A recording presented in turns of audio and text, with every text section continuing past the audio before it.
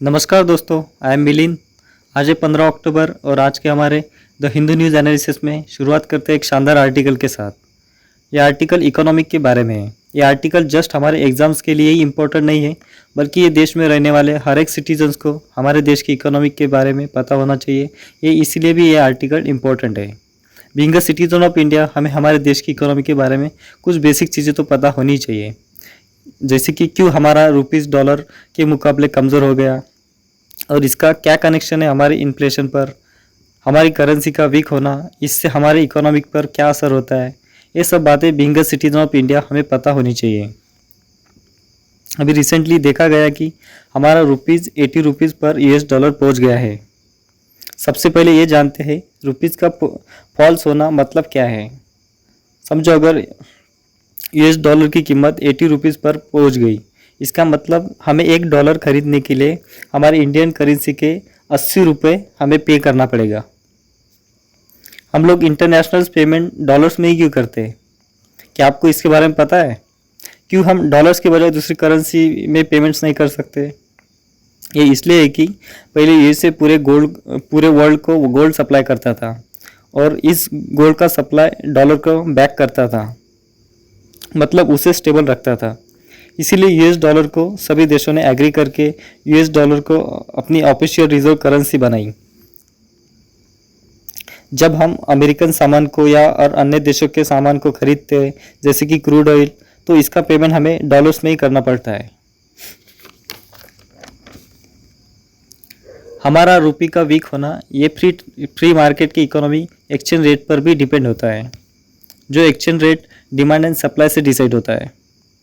अगर हमारे इंडिया में रुपीज़ के कंपैरिजन में डॉलर की डिमांड ज़्यादा है और रुपये की डिमांड कम है, तो ऑब्वियसली एक्सचेंज रेट इंडिया की करेंसी के लिए गिर जाएगा और डॉलर का एक्सचेंज रेट उस मुकाबले तेज़ी से आगे बढ़ेगा। फिर भी हमारे इंडिया को इस एक्सचेंज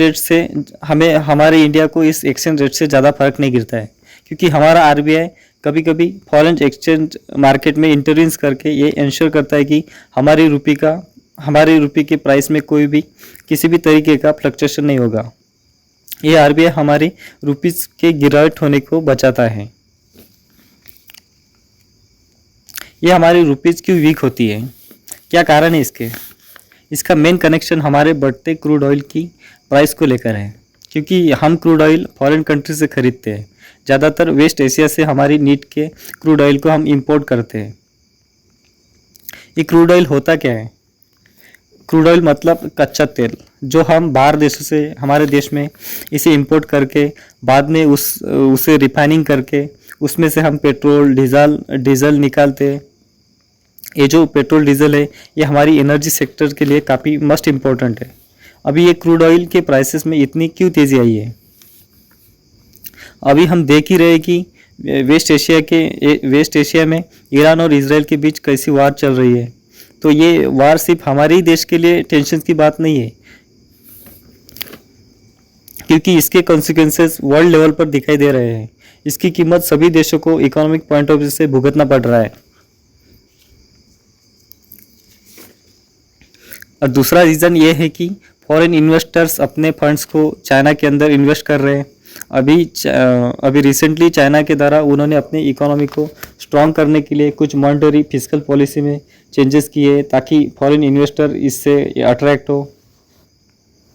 फॉरेन इन्वेस्टर्स के द्वारा सेल इंडिया बाय इंडिया की स्ट्रेटजी यूज़ की जा रही है। हमारी करेंसी का फॉल होने का तीसरा कारण ये है कि इंटरनेशनल मार्केट में यूएस डॉलर की डिमांड बढ़ रही है। अभी देखा गया कि फॉरेन बैंक्स यूएस डॉलर की ज़्यादा डिमांड कर रहे हैं और इसका डायरेक्ट इफेक्ट हमारे रुपीज़ पर होता है, क्योंकि डिमांड एंड सप्लाई की कंसेप्ट आपको इकोनॉमी में पता ही होगा कि कैसे डिमांड एंड सप्लाई वर्क करता है। अभी एक एग्जांपल के साथ इसे और अच्छे तरीके से समझेंगे, ताकि आपके माइंड में इस कंसेप्ट को लेकर माइंड में क्लैरिटी बनी रहे।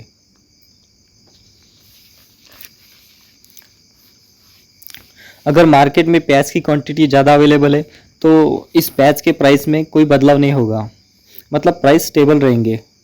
सप्लाई ज़्यादा है, इसीलिए डिमांड भी स्टेबल रहेगी। अगर इसके अपोजिट मार्केट में इस प्याज की सप्लाई में गिरावट आ गई और मार्केट में एक कम क्वांटिटी में अवेलेबल है। फिर मार्केट में इस सिचुएशन को लेकर प्याज की प्राइस को बढ़ाना पड़ता है उन ट्रेडर्स को डिमांड को स्टेबल करने के लिए। इसी कारण देश में इन्फ्लेशन होता है। शुरू में ही मैंने आपको बताया कि कैसे इन्फ्लेशन कनेक्ट होता है डिमांड एंड सप्लाई से डॉलर को लेकर। एक और कारण ये भी है कि जैसे हमारे स्टॉक मार्केट का परफॉर्मेंस वीक होने के कारण हमारी करेंसी में गिरावट आती है। हमारा रुपये का वीक होने से हम पर या हमारे देश में इसका क्या इम्पैक्ट होता है? ये हमारी इंपोर्ट की कॉस्ट को बढ़ाता है। एक्चुअली ये हमारी इंपोर्ट कॉस्ट को बढ़ाता है और हमारे जो ओवरसीज़ में हमारे यहाँ के स्टूडेंट्स एजुकेशन कर रहे हैं उनके एजुकेशन के कॉस्ट में भी फ़र्क दिखता है। और हमारी यहाँ की कोई भी कंपनी अगर फॉरेन से लोन लेना चाहती है तो उस कंपनी को लोन का रीपेमेंट करने में ज़्यादा पैसा देना पड़ता है क्योंकि डॉलर की कीमत ज़्यादा होने के कारण। वैसे ही हमारे कंट्री में we are going through current account deficit. Current account deficit क्या होता है? करंट अकाउंट डिफिसिट वो होता है जिससे हम बाहरी देशों से सामान का ज़्यादा इंपोर्ट करते हैं कंपैरिजन टू एक्सपोर्ट। मतलब बाहरी देशों से हम ज़्यादा इंपोर्ट करते हैं और एक्सपोर्ट कम, इससे हमारा करंट अकाउंट डिफिसिट बढ़ता है। और अगर उसकी वैल्यू ज़्यादा हो तो उसे हम ट्रेड डिफिसिट कहते हैं। इस रुपये फॉल होने का इम्पैक्ट, अगर आप एक कंज्यूमर हो और आप इम्पोर्टेड गुड्स ज़्यादा खरीदते हो तो आपको उस समय उस इम्पोर्टेड गुड्स के लिए ज़्यादा पैसे देने पड़ेंगे। हमारे यहाँ के स्टूडेंट्स को बाहर देशों में जो पढ़ना चाहते हैं तो उस समय उन्हें कॉलेज फीस में ज़्यादा पेमेंट करनी पड़ती है। और आप फॉरेन कंट्री घूमना चाहते हो तब आपको फ़्लाइट्स और होटल्स के बुकिंग के लिए ज़्यादा पैसे देने पड़ते हैं क्योंकि वो पेमेंट्स उनके डॉलर में ही करना पड़ता है। हमारे रुपये का फॉल होना इसका हमें कई पॉजिटिव इम्पैक्ट्स भी है। जैसे हमारे गुड्स को जैसे हमारे गुड्स के प्राइस को हम कम करके ज़्यादा एक्सपोर्ट कर सकते हैं। उसके बदले में हमें ज़्यादा डॉलर्स का रिजर्व हो जाता है।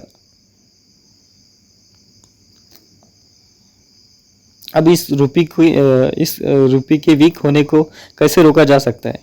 सबसे पहले हम हमारे फॉरेक्स रिजर्व से मार्केट में डॉलर को ज़्यादा सप्लाई कर सकते हैं। और दूसरा ये है कि हमारी बैंकों के इंटरेस्ट रेट को बढ़ाकर फॉरेन इन्वेस्टर्स को हम अट्रैक्ट कर सकते हैं, उनको हमारी कंट्री में इन्वेस्ट करने के लिए, जैसे कि बैंकों में डिपॉजिट्स करने के लिए हम उनको अट्रैक्ट कर सकते हैं। और हम हमारी बैंकों से हमें वहाँ से ज़्यादा डॉलर क्वांटिटी में ज़्यादा डॉलर मिलेंगे। ये सभी फैक्टर्स हैं रुपये के फॉल को कंट्रोल करने के लिए। आई होप आपको ये आर्टिकल पूरा समझ में आया होगा। डिटेल्स में मैंने आपको इसके बारे में बताया है।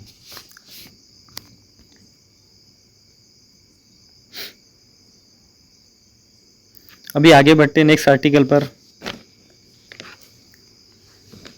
नेक्स्ट आर्टिकल हमारा नागार्जुन श्रीशैलम टाइगर रिजर्व के बारे में है। अभी इंडिया ने इन्वेस्टेट्स इंडिया 2024 रिपोर्ट रिलीज़ की है जिसमें 55 टाइगर रिजर्व में से नागार्जुन सागर श्रीशैलम टाइगर रिजर्व की पहली रैंक आ गई है। ये रिजर्व अपने लेपर्ड पॉपुलेशन की वजह से जाना जाता है जिसमें 360 लेपर्ड्स है। ये टाइगर रिजर्व के बारे में एग्ज़ाम में डायरेक्ट क्वेश्चन आ सकता है। जैसा एग्ज़ाम में पूछ सकता है कि इस रिपोर्ट के बारे में और इसकी लोकेशन के बारे में, इसलिए ये आर्टिकल इम्पोर्टेंट है। ये रिजर्व आंध्र प्रदेश के नलामला हिल रेंजेस में मौजूद है। ये एरिया आंध्र प्रदेश के ईस्टर्न घाट के अंदर आता है। हमारे कंट्री के अंदर ये सबसे बड़ा टाइगर रिजर्व है। ये पॉइंट्स को याद रखना, इससे एग्जामिनर इस स्टेटमेंट से डायरेक्ट क्वेश्चन बना सकता है। ये टाइगर रिजर्व 5937 किलोमीटर को कवर करता है और इसमें लार्जेस्ट पॉपुलेशन है टाइगर की। इसका नाम दो बड़े डैम के नाम पर रखा गया है, जिसमें Nagarjuna Sagar dam and Srisailam dam. इस टाइगर रिजर्व से कृष्णा रिवर होकर गुजरती है। प्रीलिम्स में इससे रिलेटेड क्वेश्चंस आने की काफ़ी चांसेस है, और ये पीसीएस के एग्ज़ाम में इससे डायरेक्ट क्वेश्चन पूछ सकते हैं, इसलिए हमारे लिए ये न्यूज़ काफ़ी इम्पोर्टेंट थी।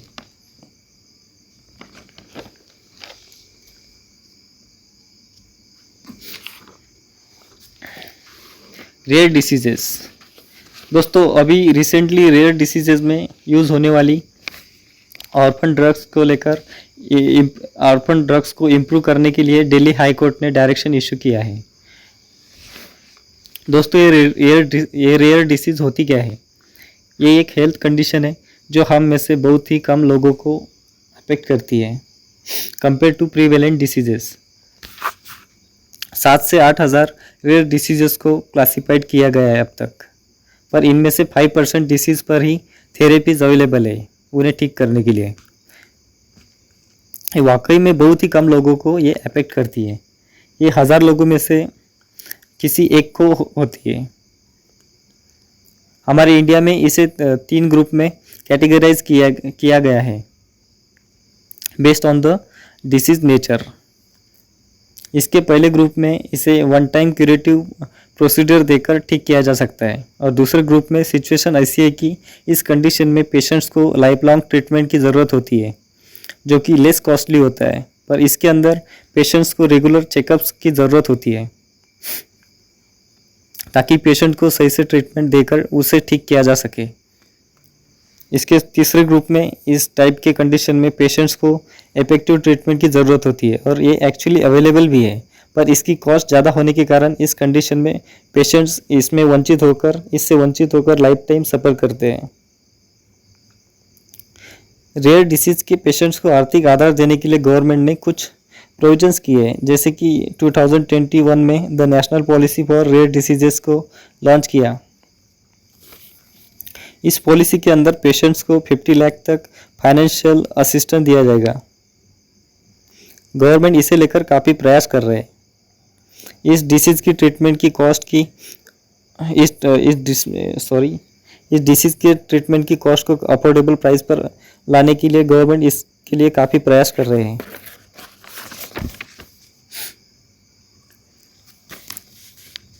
इसी के अंदर हमारे यूनियन हेल्थ मिनिस्टर ने digital portal for crowd funding and voluntary donations को ओपन किया है। दोस्तों, पीआईबी के बारे में हम कल डिस्कस करेंगे।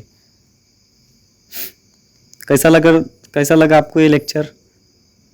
आज वाकई में आपको इस लेक्चर का मज़ा आया होगा।